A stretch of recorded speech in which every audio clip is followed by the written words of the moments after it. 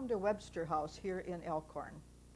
This is one of the oldest houses in Elkhorn, but it's called Webster House because Joseph Philbrick Webster, the composer in the years when Lincoln was in the White House and the Civil War was raging, lived here. He and his family lived in this house most of their lives.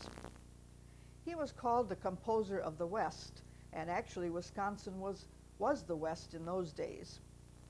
And while he lived here, he composed almost 1,000 pieces. He and his family lived on his music all the years of his life and even after his death. One of his most famous songs was Lorena. Lorena was popular during the Civil War. In fact, it was the hit song of the Civil War, and it was popular on both sides of the war. The Northern soldiers played it and loved it, and so did the South. It was so popular that many children, girl babies, were named Lorena. And we get letters today from children, from women who are named Lorena, and they say, this is sort of a family name, and we've just heard that it's also a song. Can you tell us about our name? And then we tell them how Mr. Webster composed a song for the Civil War called Lorena, and that he had the music, but he wanted to know, he wanted to have a really romantic name. And he and the composer of the poem couldn't decide on a name for about a week. And they argued back and forth, and eventually they made up a name, Lorena. And so anyone who's named Lorena is excited to learn that their name actually never existed before 1857 and the Civil War. He composed, as I said, many, many songs, but Lorena is one of the two that has lasted all these years. The other one that he's famous for, and for which he is still remembered, is The Sweet By and By, and that also was composed here in Elkhorn. Even though Mr. Webster lived here and made the house famous because he was here, the house would probably still be a museum because of its other history. It was one of the very first houses built in Elkhorn and, in fact, in Walworth County. We received an award during the state sesquicentennial because it's one of the oldest houses still in existence.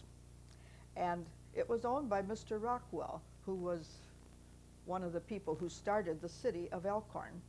At one time, it served as Mr. Rockwell's store and his post office, his office building. It was a land grant office, and it even served as Elkhorn's very first courthouse. Mr. Rockwell had this building downtown where the present courthouse is. And when a circuit judge was appointed to hear cases in Elkhorn, he came to town and there were about 9 buildings in the whole city, because this was the 1830s. And he said, where am I going to hold court in a little place like this? So Mr. Rockwell said, Judge, you can use my office building if you'd like. And so what is now the dining room of the Webster House became a courthouse whenever Judge Irvin was in town to hear cases. And it was said that the jurors would move out of the dining room and sit under the bur oak trees to arrive at their verdict. And then they'd come back in and announce whether the man was guilty or not. If he was guilty, he was marched off to a little log jail, which was built next door. Because the house was lived in by only one family from 1857 until the last Webster died in 1951, it's virtually the same as it was all those years. It was never chopped up and remodeled. So when you go through it, you see Webster House just as it was when the Webster family with their 4 children lived here. There's kind of an interesting story about the 4 children. Mr. Webster, whose picture's on the wall in back of me, music was his whole life, and he wanted his children to be musical. And so when the first one was born, he gave him the middle name of Beethoven, Louis Beethoven Webster. The second child got the middle name of Handel. The third boy got the middle name of Haydn. And then came Mary, the daughter. And since girls didn't have much of a career in those days, she was given her grandmother's name of Hughes, Mary Hughes Webster. Well, he got his wish in many ways. His children were all musical. But Louis Beethoven Webster became a civil engineer and surveyed the laying out of the tracks for the railroads going to San Francisco. The second boy went into politics and real estate. The third one became a college teacher, but he still got his wish. Mary, without the musical name, went on the stage and made her living through music. Wherever Mr. Webster went, he took his music and his musical instruments with him. This is his rosewood piano. It weighs 700 pounds, and he brought it all the way from the east when he came to what was called the west. It's a rosewood piano and weighs 700 pounds.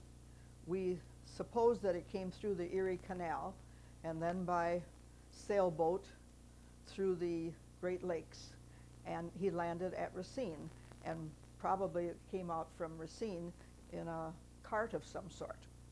And he gave music lessons on it, he composed his music on it, and during the Civil War, he hauled it around to various places to earn money for the troops and for the hospitals and any other civic cause that was related to the war.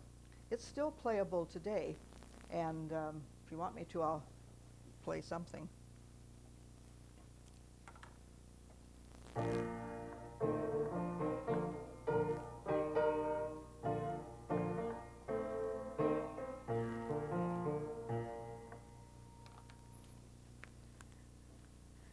The piano even traveled around quite a bit after Mr. Webster died.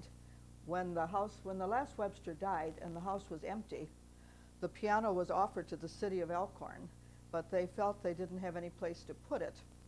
So it was given to the State Historical Society, and they moved it clear across the state to Cassville on the Mississippi River, and they put it in their Governor Dodge Museum there. Then, when this became a museum for Walworth County, the state gave back the piano, and it's now back in the very same place that it was when Mr. Webster used to use it to compose his music. Partly because of the Webster influence, this has always been a very musical town. Early in its history, there was a band formed, a civic band, and while Mr. Webster was here, he conducted the band and was their first bandmaster. Then the band continued with him as its leader for many years. And finally, they were buying enough instruments so that a man named Mr. Holton, Frank Holton of Chicago, who had an instrument factory, came out to Elkhorn to see who was buying all his instruments. And he started spending his summers here. He bought a farm, and finally he said to the city of Elkhorn, if you'll build me a factory, I will move my instrument business here. And in about 1916, Elkhorn built him a factory, and the Frank Holton Music Instrument Company started here, and it's been here ever since. And so Elkhorn indeed is a city of music, a city of beautiful music composed by Mr. Webster, and also a city of band instruments.